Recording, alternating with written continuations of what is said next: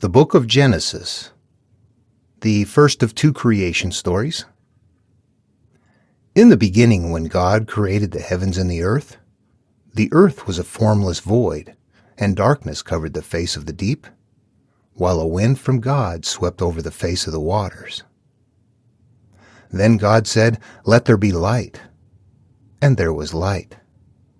And God saw that the light was good, and God separated the light from the darkness. God called the light day, and the darkness he called night. And there was evening, and there was morning, the first day. And God said, "Let there be a dome in the midst of the waters, and let it separate the waters from the waters." So God made the dome, and separated the waters that were under the dome from the waters that were above the dome. And it was so. God called the dome sky, and there was evening, and there was morning, the second day. And God said, "Let the waters under the sky be gathered together into one place, and let the dry land appear."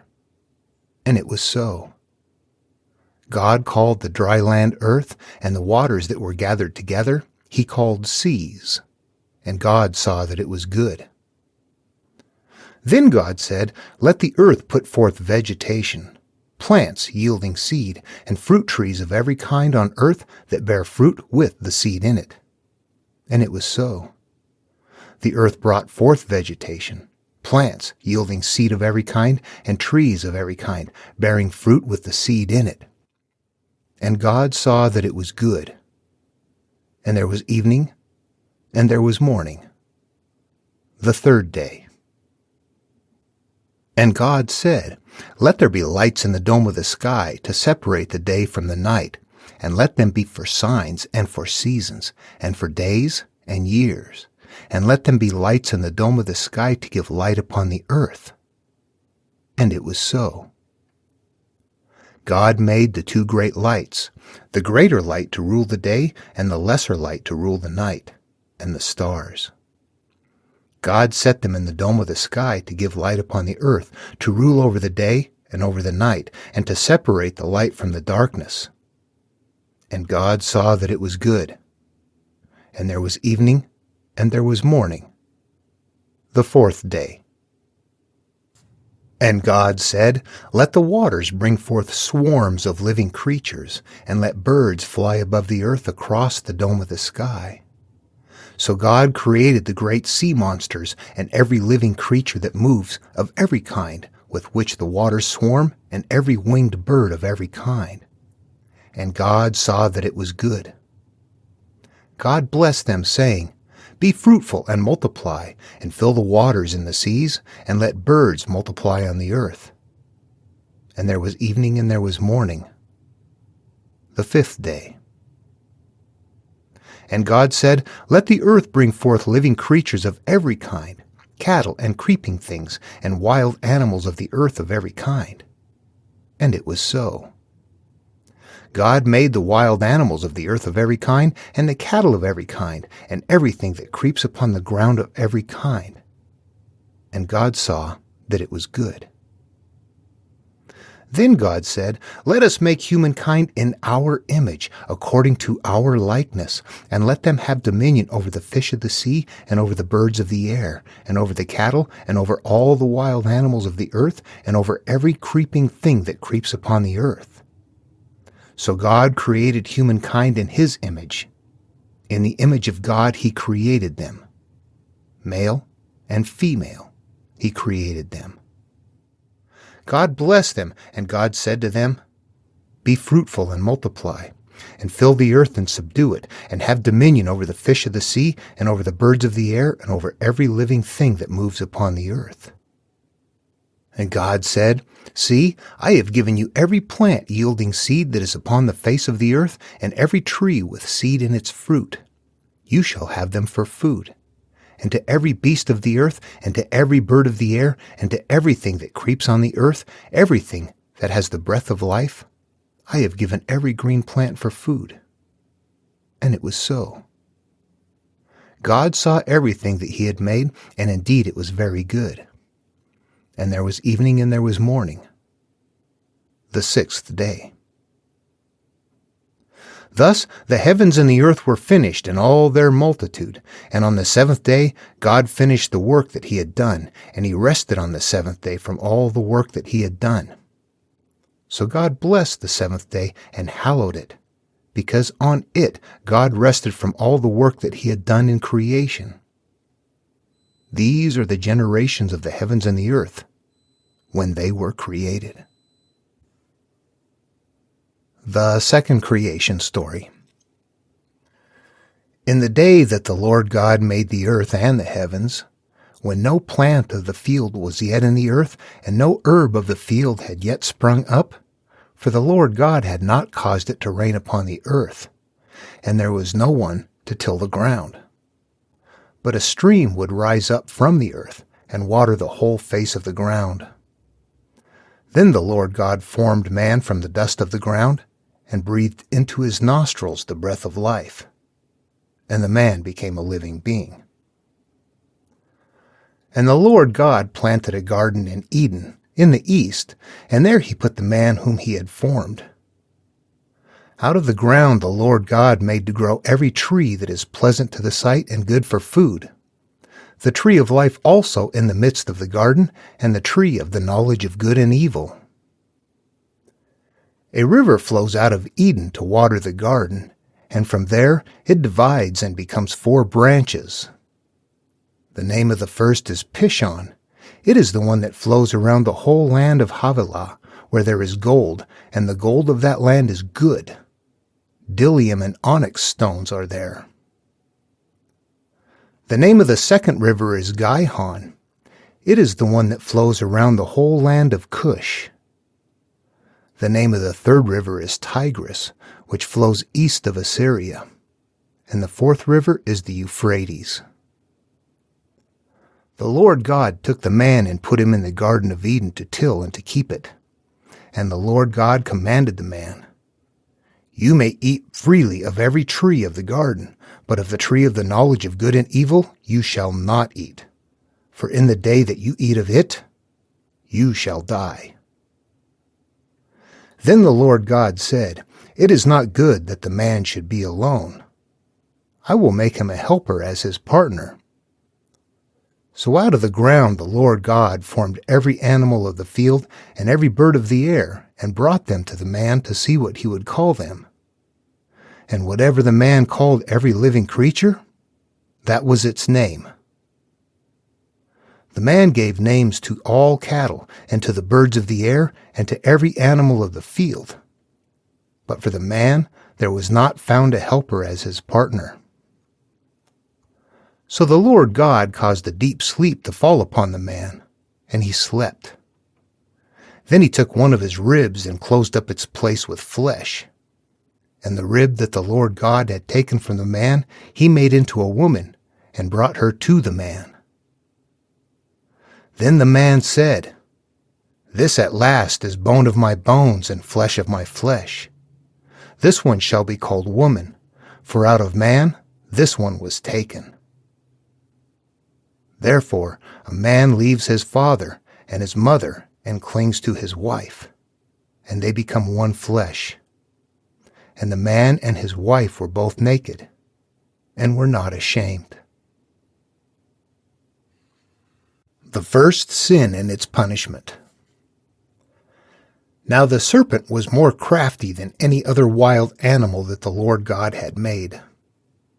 He said to the woman, "Did God say, 'You shall not eat from any tree in the garden'?" The woman said to the serpent, "We may eat of the fruit of the trees in the garden." But God said, "You shall not eat of the fruit of the tree that is in the middle of the garden, nor shall you touch it, or you shall die." But the serpent said to the woman, "You will not die, for God knows that when you eat of it, your eyes will be opened, and you will be like God, knowing good and evil." So when the woman saw that the tree was good for food, and that it was a delight to the eyes, and that the tree was to be desired to make one wise, she took of its fruit and ate, and she also gave some to her husband, who was with her, and he ate. Then the eyes of both were opened, and they knew that they were naked. And they sewed fig leaves together and made loincloths for themselves. They heard the sound of the Lord God walking in the garden at the time of the evening breeze, and the man and his wife hid themselves from the presence of the Lord God among the trees of the garden. But the Lord God called to the man and said to him, "Where are you?" He said, "I heard the sound of you in the garden, and I was afraid, because I was naked, and I hid myself." He said, "Who told you that you were naked? Have you eaten from the tree of which I commanded you not to eat?" The man said, "The woman who you gave to be with me, she gave me fruit from the tree, and I ate." Then the Lord God said to the woman, "What is this that you have done?" The woman said, "The serpent tricked me, and I ate." The Lord God said to the serpent, "Because you have done this, cursed are you among all animals and among all wild creatures. Upon your belly you shall go, and dust you shall eat all the days of your life. I will put enmity between you and the woman, and between your offspring and hers, and he will strike your head, and you will strike his heel." To the woman he said, "I will greatly increase your pangs in childbearing. In pain you shall bring forth children, yet your desire shall be for your husband, and he shall rule over you." And to the man he said, "Because you have listened to the voice of your wife, and have eaten of the tree about which I commanded you, you shall not eat of it. Cursed is the ground because of you. In toil you shall eat of it all the days of your life. Thorns and thistles shall bring forth in you. You shall eat the plants of the field. By the sweat of your face you shall eat bread until you return to the ground, for out of it you were taken. You are dust, and to dust you shall return." The man named his wife Eve, because she was the mother of all living. And the Lord God made garments of skin for the man and for his wife, and clothed them. Then the Lord God said, "See, the man has become like one of us, knowing good and evil. And now he might reach out his hand and take also from the tree of life, and eat and live forever." Therefore the Lord God sent him forth from the Garden of Eden, to till the ground from which he was taken. He drove out the man, and at the east of the Garden of Eden he placed the cherubim and a sword flaming and turning to guard the way to the tree of life. Cain murders Abel. Now the man knew his wife Eve, and she conceived and bore Cain, saying, "I have produced a man with the help of the Lord." Next she bore his brother Abel. Now Abel was a keeper of sheep, and Cain a tiller of the ground. In the course of time Cain brought to the Lord an offering of the fruit of the ground, and Abel for his part brought of the firstlings of his flock, their fat portions. And the Lord had regard for Abel and his offering, but for Cain and his offering he had no regard. So Cain was very angry, and his countenance fell. And the Lord said to Cain, "Why are you angry, and why is your countenance fallen? If you do well, will you not be accepted? And if you do not do well, sin is lurking at the door. Its desire is for you, but you must master it." Cain said to his brother Abel, "Let us go out to the field." And when they were in the field, Cain rose up against his brother Abel and killed him. Then the Lord said to Cain, "Where is your brother Abel?" He said, "I do not know. Am I my brother's keeper?" And the Lord said, "What have you done? Listen, your brother's blood is crying out to me from the ground. And now you are cursed from the ground, which has opened its mouth to receive your brother's blood from your hand. When you till the ground, it will no longer yield to you its strength. You will be a fugitive and a wanderer on the earth." Cain said to the Lord, "My punishment is greater than I can bear. Today you have driven me away from the soil, and I shall be hidden from your face. I shall be a fugitive, and I shall be a wanderer on the earth, and anyone who meets me may kill me." Then the Lord said to him, "Not so. Whoever kills Cain will suffer a sevenfold vengeance, and the Lord put a mark on Cain, so that no one who came upon him would kill him. Then Cain went away from the presence of the Lord, and settled in the land of Nod, east of Eden. Beginnings of civilization. Cain knew his wife, and she conceived and bore Enoch, and he built a city and named it Enoch, after his son Enoch. To Enoch was born Irad, and Irad was the father of Mehujael, and Mehujael the father of Methushael, and Methushael the father of Lamech. Lamech took 2 wives. The name of the one was Adah, and the name of the other Zillah. Adah bore Jabal. He was the ancestor of those who live in tents and have livestock. His brother's name was Jubal. He was the ancestor of all those who play the lyre and the pipe. Zillah bore Tubal-Cain, who made all kinds of bronze and iron tools. The sister of Tubal-Cain was Naamah. Lamech said to his wives, Adah and Zillah, "Hear my voice, you wives of Lamech. Listen to what I say. I have killed a man for wounding me, a young man for striking me. If Cain is avenged 7-fold, truly Lamech 77-fold. Adam knew his wife again, and she bore a son and named him Seth. For she said, God has appointed for me another child instead of Abel, because Cain killed him. To Seth also a son was born, and he named him Enosh. At that time, people began to invoke the name of the Lord. Next is Adam's descendants to Noah and his sons. This is what the Christians call chapter 5. This is actually just kind of starts a lineage here that I'm not going to read through. I'm going to describe it, though, as a part of the template process where we are creating complex inner being, that all of this is going to emerge as the complex form of ourselves before we decide to turn inward and seek a rebirth. This is just a very long, drawn-out, and complicated way, but at the same time, it is carrying something for the general population, and it's going to keep them busy. Moving on. The wickedness of humankind. When people began to multiply on the face of the ground, and daughters were born to them, the sons of God saw that they were fair, and they took wives for themselves of all that they chose. Then the Lord said, My spirit shall not abide in mortals forever, for they are flesh. Their days shall be 120 years.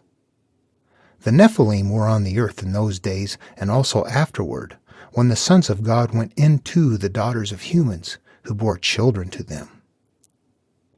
These were the heroes that were of old, warriors of renown. The Lord saw that the wickedness of humankind was great in the earth, and that every inclination of the thoughts of their hearts was only evil continually. And the Lord was sorry that he had made humankind on the earth, and it grieved him to his heart. So the Lord said, I will blot out all from the earth, the human beings I have created, people, together with animals and creeping things and birds of the air. For I am sorry that I have made them. But Noah found favor in the sight of the Lord. Noah pleases God. These are the descendants of Noah. Noah was a righteous man, blameless in his generation. Noah walked with God, and Noah had 3 sons, Shem, Ham, and Japheth. Now the earth was corrupt in God's sight, and the earth was filled with violence. And God saw that the earth was corrupt, for all flesh had corrupted its ways upon the earth. And God said to Noah, I have determined to make an end of all flesh, for the earth is filled with violence because of them. Now I am going to destroy them along with the earth. Make yourself an ark of cypress wood. Make rooms in the ark, and cover it inside and out with pitch. This is how you are to make it. The length of the ark, 300 cubits, its width, 50 cubits, and its height, 30 cubits. Make a roof for the ark, and finish it to a cubit above, and put the door of the ark in its side, and make it with lower, second, and third decks. For my part, I am going to bring a flood of waters on the earth, to destroy from under heavens all flesh in which is the breath of life. Everything that is on the earth shall die. But I will establish my covenant with you, and you shall come into the ark, you, your sons, your wife, and your sons' wives with you. And of every living thing of all flesh, you shall bring 2 of every kind into the ark, to keep them alive with you. They shall be male and female, of the birds, according to their kinds, and of the animals, according to their kinds, and of every creeping thing of the ground, according to its kind. 2 of every kind shall come into you to keep them alive. Also take with you every kind of food that is eaten, and store it up, and it shall serve as food for you and for them. Noah did this. He did all that God commanded him. The Great Flood. Then the Lord said to Noah, Go into the ark, you and all your household, for I have seen that you alone are righteous before me in this generation. Take with you 7 pairs of all clean animals, the male and its mate, and a pair of the animals that are not clean, the male and its mate, and 7 pairs of the birds of the air also, male and female, to keep their kind alive on the face of all the earth. For in 7 days I will send rain on the earth for 40 days and 40 nights, and every living thing that I have made I will blot out from the face of the ground. And Noah did all that the Lord had commanded him. Noah was 600 years old when the flood of waters came on the earth. And Noah, with his sons and his wife and his sons' wives, went into the ark to escape the waters of the flood. Of clean animals and of animals that are not clean, and of birds and of everything that creeps on the ground, 2 and 2, male and female, went into the ark with Noah, as God had commanded Noah. And after 7 days the waters of the flood came on the earth.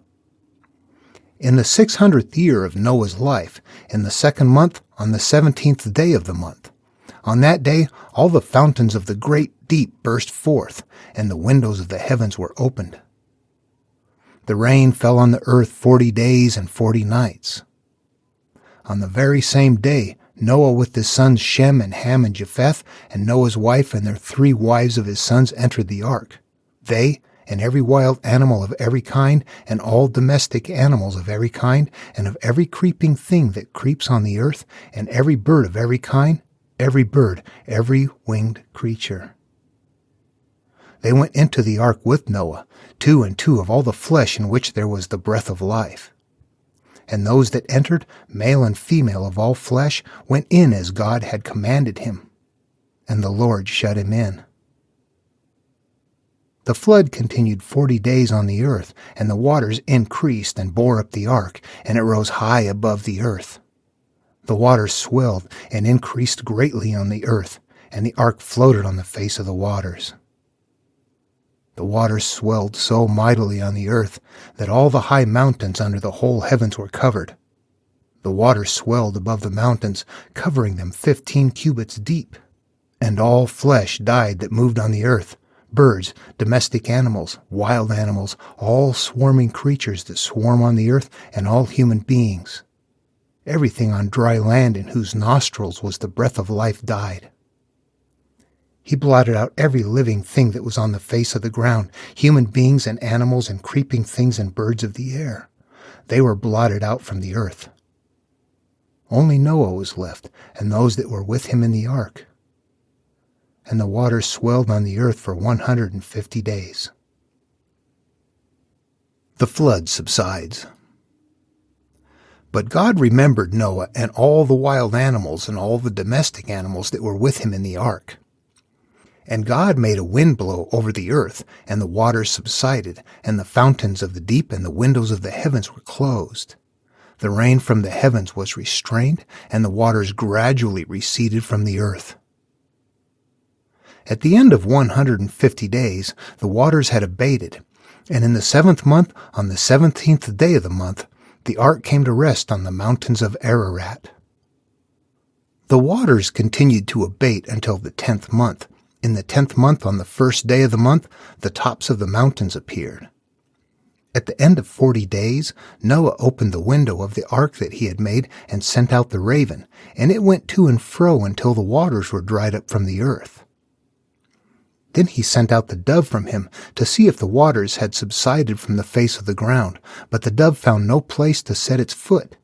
And it returned to him to the ark, for the waters were still on the face of the whole earth.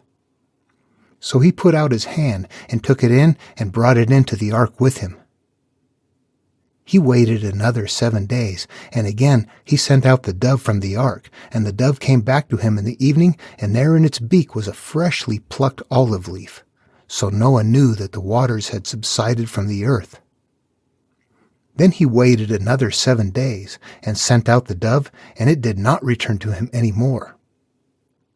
In the 601st year, in the 1st month, on the 1st day of the month, the waters were dried up from the earth, and Noah removed the covering of the ark, and looked, and saw that the face of the ground was drying. In the 2nd month, on the 27th day of the month, the earth was dry. Then God said to Noah, "Go out of the ark, you and your wife and your sons' wives with you. Bring out with you every living thing that is with you of all flesh, birds and animals, and every creeping thing that creeps on the earth, so that they may abound on the earth, and be fruitful and multiply on the earth." So Noah went out with his sons and his wife and his sons' wives, and every animal, every creeping thing, and every bird, everything that moves on the earth, went out of the ark by families. Then Noah built an altar to the Lord, and took of every clean animal and of every clean bird, and offered burnt offerings on the altar. And when the Lord smelled the pleasing odor, the Lord said in his heart, "I will never again curse the ground because of humankind, for the inclination of the human heart is evil from youth. Nor will I ever again destroy every living creature as I have done. As long as the earth endures, seed time and harvest, cold and heat, summer and winter, day and night, shall not cease." The covenant with Noah. God blessed Noah and his sons and said to them, "Be fruitful and multiply, and fill the earth. The fear and dread of you shall rest on every animal of the earth, and on every bird of the air, on everything that creeps on the ground, and on all the fish of the sea. Into your hand they are delivered. Every moving thing that lives shall be food for you, and just as I gave you green plants, I give you everything. Only you shall not eat flesh with its life, that is, its blood. For your own lifeblood I will surely require a reckoning. From every animal I will require it, and from human beings, each one for the blood of another, I will require a reckoning for human life. Whoever sheds the blood of a human by a human, shall that person's blood be shed, for in his own image God made humankind. And you, be fruitful and multiply, abound on the earth and multiply in it."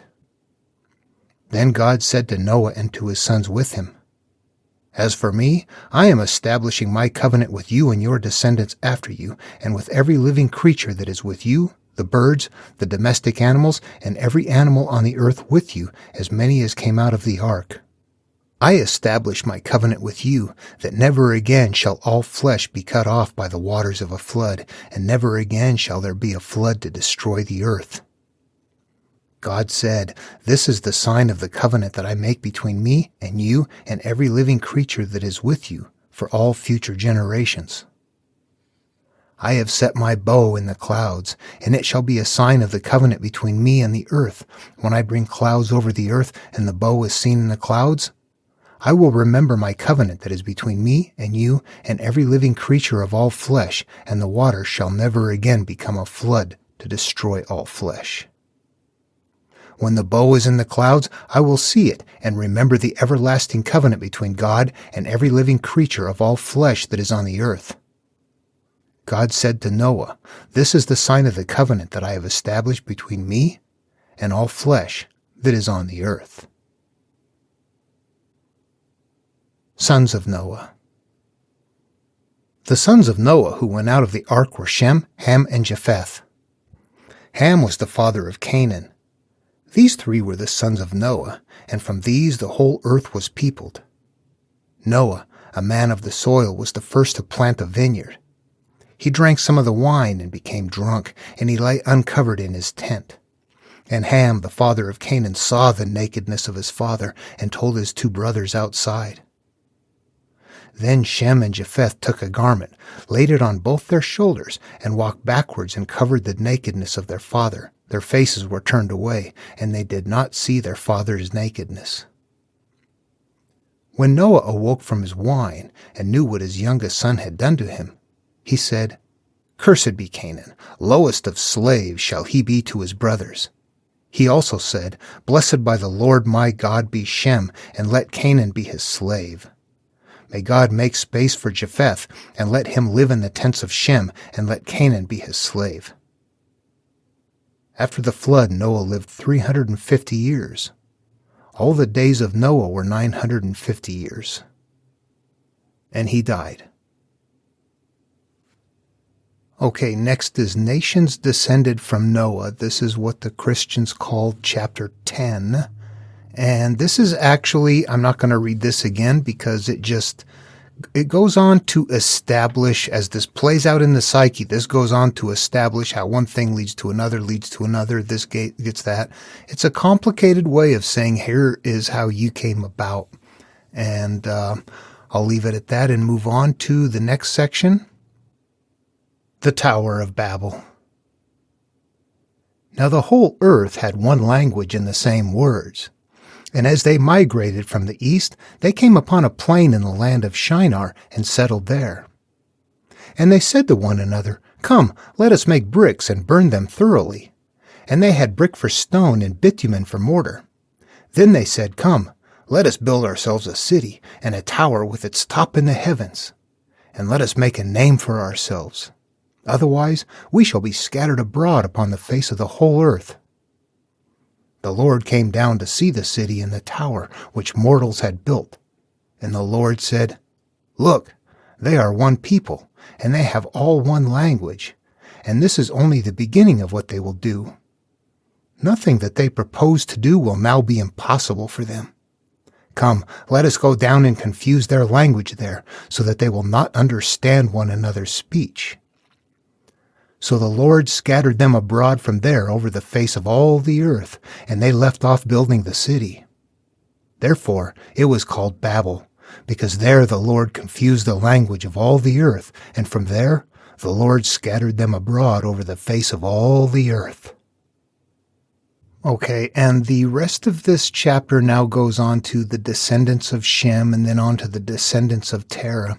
And again, we have so-and-so took wives, somebody had offspring, lived this long. It's the same sort of a lineage thing that is, it isn't true. It is not literal at all in any way, shape, or form, but it has a meaning that we still need to look into. But I'm not going to go and read it all and try to pronounce everything that is kind of goofy there. There's something else going on that I'm not certain what. So the next thing we have is the call of Abram. And I'm going to stop here and we'll wait. I'll wait till the next one for that. This has everything from creation all the way up to where we need to flood and purge out the original self. So I'm going to leave it at this and catch up on it next time.